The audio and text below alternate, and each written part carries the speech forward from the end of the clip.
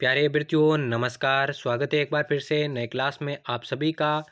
तो आज की क्लास में दोस्तों हम उन राजस्थान जीके के अति महत्वपूर्ण प्रश्नों पर चर्चा करने वाले हैं जो कि आगामी 12th लेवल की सीईटी परीक्षा के लिए महत्वपूर्ण होने वाली है। आपको मालूम है दोस्तों बहुत ही कम टाइम आपके पास बचा है, तो जितना भी टाइम बचा है सारा आपको अपनी तैयारी में झोंक देना है। आज की क्लास में भी दोस्तों राजस्थान जीके के बहुत ही महत्वपूर्ण प्रश्नों पर हम चर्चा करने वाले हैं, तो क्लास को एंड तक वॉच करना। बिना किसी देर के क्लास को शुरू करते हैं। पहला क्वेश्चन है, देव नारायण जी की फड़ कौन वाचते हैं? भाट जाति, कामड़ जाति, नायक भोपे या फिर गुर्जर भोपे? तो क्या हो जाएगा पहले प्रश्न का राइट आंसर, जल्दी से बताइए। देव नारायण जी की फड़ का वाचन कौन करते हैं आपको बताना है। तो आपको मालूम है दोस्तों देव नारायण जी जो है गुर्जर जाति के मुख्य देवता कहलाते हैं और देव नारायण जी की जो फड़ है गुर्जर भोपे के द्वारा बांची जाती है। चौथा ऑप्शन इसका करेक्ट हो जाएगा। अगला प्रश्न देखिए, अगला है ढूंढाड़ राज्य की स्थापना किसने की थी? राय सिंह ने, दुल्हे राय ने, चंद्रसेन ने या फिर बारमल ने? तो क्या हो जाएगा इसका करेक्ट आंसर। ढूंढाड़ राज्य की स्थापना किसने की थी आपको बताना है, जल्दी से आंसर बताइए इसका। क्या हो जाएगा इस प्रश्न का राइट आंसर, जल्दी से बताइए। ढूंढाड़ राज्य की स्थापना किसने की थी? और बात करें इसके राइट आंसर की, बिल्कुल दोस्तों आपके दुल्हे राय ने आपके ढूंढाड़ राज्य की स्थापना की थी। दूसरा ऑप्शन इसका करेक्ट हो जाएगा। अगला प्रश्न देखिए, अगला है नरहड़ का उर्स कहां पर आयोजित होता है? नरहड़ का उर्स कहां पर आयोजित होता है? आमेर के अंदर, अलवर के अंदर, झुंझुनू के अंदर या फिर उदयपुर के अंदर? तो क्या हो जाएगा इसका करेक्ट आंसर, जल्दी से बताइए। नरहड़ का उर्स कहां पर आयोजित होता है आपको बताना है, तो जल्दी से राइट आंसर बताइए। और बात करें इसके राइट आंसर की, बिल्कुल आपके झुंझुनू के अंदर नरहड़ का उर्स आयोजित होता है। तीसरा ऑप्शन इसका करेक्ट हो जाएगा। अगला प्रश्न है, गोडावण को राज्य पक्षी कब घोषित किया गया? गोडावण को राज्य पक्षी कब घोषित किया गया? 1980, 1981, 1948 या फिर 1952? तो जल्दी से आंसर बताइए, गोडावण को राज्य पक्षी कब घोषित किया गया। और बात करें राइट आंसर की, गोडावण को जो राज्य पक्षी आपके 1981 में घोषित किया गया। दूसरा ऑप्शन इसका करेक्ट हो जाएगा। अगला है, केंद्रीय कृषि अनुसंधान केंद्र कहां पर स्थित है? धौलपुर, बीकानेर, दुर्गापुरा या फिर तबीजी? तो जल्दी से इसका आंसर बताइए। केंद्रीय कृषि अनुसंधान केंद्र कहां पर स्थित है, जल्दी से बताइए। और बात करें राइट आंसर की, दुर्गापुरा में ये स्थित है। तीसरा ऑप्शन करेक्ट हो जाएगा।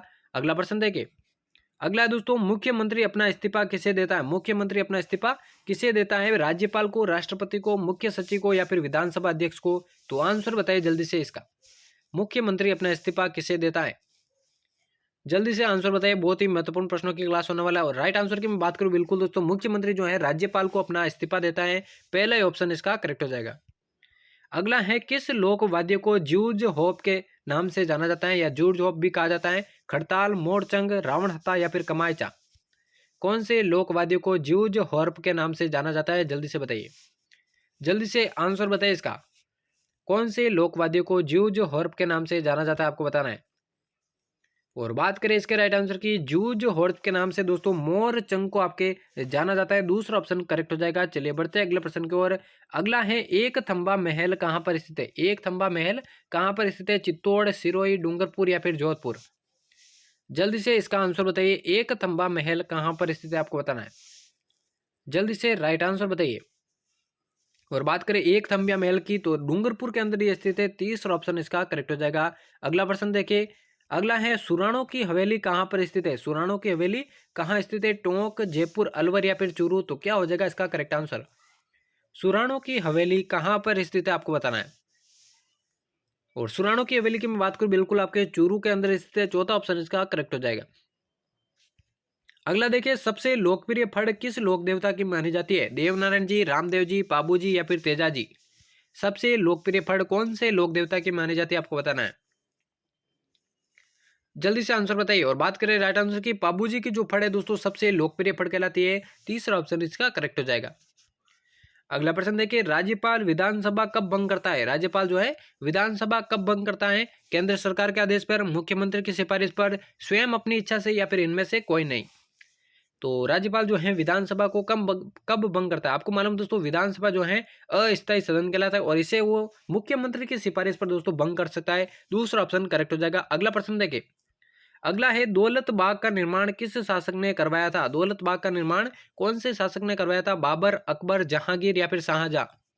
जल्दी से बताइए, दौलत बाग का निर्माण कौन से शासक ने करवाया था?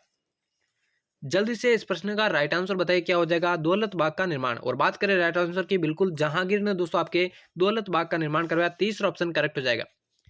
अगला है सर्वप्रथम जयपुर प्रजामंडल की स्थापना कब हुई थी? 1931, 1985, 1938 या फिर 1940? सर्वप्रथम जयपुर प्रजामंडल की स्थापना कब हुई थी आपको बताना है, जल्दी से आंसर बताइए। और बात करें राइट आंसर की, बिल्कुल 1931 में इसकी स्थापना हुई थी पहली बार। चलिए बढ़ते अगले प्रश्न की ओर। अगला है अचलगढ़ दुर्ग का पुनर्निर्माण किसने करवाया था? राणा कुंभा, रतन सिंह, राणा सांगा या फिर उदय सिंह? अचलगढ़ दुर्ग का पुनर्निर्माण किसने करवाया आपको बताना है, जल्दी से आंसर बताइए।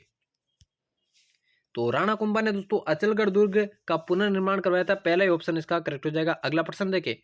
अगला है राजस्थान को किस खनिज पर एकाधिकार प्राप्त है? लोह खनिज, क्रोमियम, जस्ता या फिर मैग्नीज? राजस्थान को कौन से खनिज पर एकाधिकार प्राप्त है आपको बताना है, जल्दी से बताइए। जल्दी से आंसर बताइए दोस्तों, कौन से खनिज पर एकाधिकार प्राप्त है? और बात करें राइट आंसर की, बिल्कुल जस्ता पर दोस्तों राजस्थान को एकाधिकार प्राप्त है, तीसरा ऑप्शन करेक्ट हो जाएगा। अगला प्रश्न देखिए, नाहरगढ़ जैविक उद्यान कहां पर स्थित है? नाहरगढ़ जैविक उद्यान कहां पर स्थित है? उदयपुर, जोधपुर, बीकानेर या फिर जयपुर? तो आंसर बताइए। और देखिए दोस्तों, आरपी स्टडी फेवर चैनल को आपने सब्सक्राइब नहीं किया तो जल्दी से सब्सक्राइब कर देना। और टेलीग्राम चैनल आरपी स्टडी को फेवर को आपने सब्सक्राइब नहीं किया है या ज्वाइन नहीं किया है तो जल्दी से जाइए टेलीग्राम पे सर्च कीजिए आरपी स्टडी फेवर और टेलीग्राम चैनल को भी ज्वाइन कर लीजिए। तो नाहरगढ़ जैविक उद्यान की मैं बात करूं दोस्तों, जयपुर के अंदर स्थित है, चौथा ऑप्शन करेक्ट हो जाएगा। अगला प्रश्न देखिए, मांड गीत राजस्थान के किस क्षेत्र से जुड़ा हुआ है?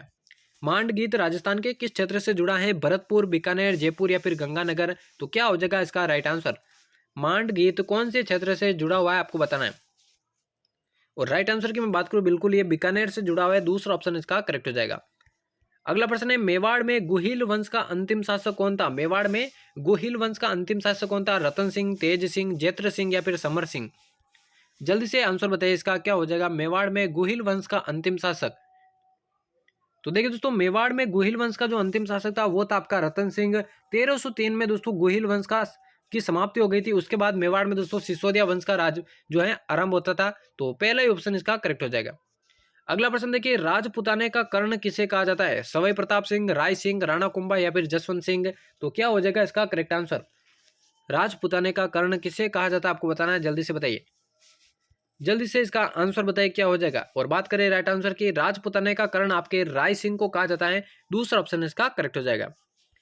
अगला प्रश्न है, विजय स्तंभ पर किसकी मूर्ति बनी हुई है? हनुमान की, गणेश की, विष्णु की या फिर शिव जी की? तो क्या हो जाएगा राइट आंसर? विजय स्तंभ पर किसकी मूर्ति बनी हुई है आपको बताना है।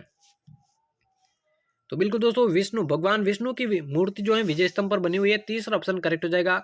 अगला प्रश्न देखिए, अगला है पटवों की हवेली का निर्माण किसने करवाया था? पटवों की हवेली का निर्माण किसने करवाया? दीवान नतमल, गुमान चंद पटवा, दीवान सालिम सिंह या फिर जोरावर मल पटवा? जल्दी से आंसर बताइए इसका, पटवों की हवेली का निर्माण किसने करवाया था आपको बताना है, जल्दी से आंसर बताइए। जल्दी से आंसर बताइए इसका।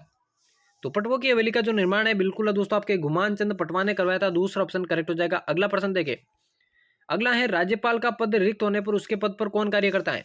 विधानसभा अध्यक्ष, उच्च न्यायालय का मुख्य न्यायाधीश, उप राज्यपाल या फिर इनमें से कोई नहीं? यदि राज्यपाल का पद रिक्त हो जाता है तो उसके पद पर कौन कार्य करता है? तो उच्च न्यायालय का मुख्य न्यायाधीश दोस्तों उसके पद पर कार्य करता है, दूसरा ऑप्शन इसका करेक्ट हो जाएगा। अगला प्रश्न है दोस्तों, गोफन आभूषण कहां पर पहना जाता है? गोफन आभूषण कहां पर पहना जाता है? नाक पर, सिर पर, कान में या फिर गले में? तो जल्दी से इसका आंसर बताइए। गोफन आभूषण कहां पर पहना जाता है आपको बताना है। तो देखिए दोस्तों, गोफन जो आभूषण है बिल्कुल आपके सिर पर पहना जाता है, मस्तिष्क पर पहना जाता है या फिर माथे पर पहना जाता है, कोई भी आप कह सकते हैं, दूसरा ऑप्शन इसका करेक्ट हो जाएगा। अगला प्रश्न है, प्रमुख लोक देवता जिन्होंने जीवित समाधि ली थी? तेजा जी, रामदेव जी, गोगा जी या फिर कल्ला जी? जल्दी से आंसर बताइए, कौन से लोक देवता ने जीवित समाधि ली थी? जल्दी से आंसर बताइए। तो देखिए दोस्तों, इनमें से जो रामदेव जी हैं इन्होंने आपके जीवित समाधि ली थी, दूसरा ऑप्शन इसका करेक्ट हो जाएगा। और आज के महत्वपूर्ण प्रश्नों की क्लास का ये होने वाला है दोस्तों अंतिम प्रश्न। पूछा गया है, उदयपुर प्रजामंडल आंदोलन से संबंधित महिला कौन सी है? लक्ष्मी वर्मा, कृष्णा कुमारी, नारायणी देवी वर्मा या फिर चंद्रवती? तो क्या हो जाएगा राइट आंसर? उदयपुर प्रजामंडल आंदोलन से संबंधित महिला कौन सी है आपको बताना है। और राइट आंसर की मैं बात करूं, बिल्कुल नारायणी देवी वर्मा इसका करेक्ट आंसर हो जाएगा। तो यहाँ पर दोस्तों हमारे सीईटी 2023 की 12th लेवल की परीक्षा के लिए अति महत्वपूर्ण राजस्थान जीके की क्लास समाप्त होती है। उम्मीद करता हूँ आज की क्लास आपको पसंद आई होगी। ऐसी क्लासेस चैनल पर आगे भी पाने के लिए चैनल को सब्सक्राइब करके बेल आइकन को प्रेस कर देना। और टेलीग्राम चैनल को आपने ज्वाइन नहीं किया तो जल्दी से जाइए और टेलीग्राम पे सर्च कीजिए आरपी स्टडी पर और जल्दी से टेलीग्राम चैनल को भी ज्वाइन कर लीजिए। तो मिलते किसी और नई क्लास में, तब तक लेते हैं अलविदा, धन्यवाद।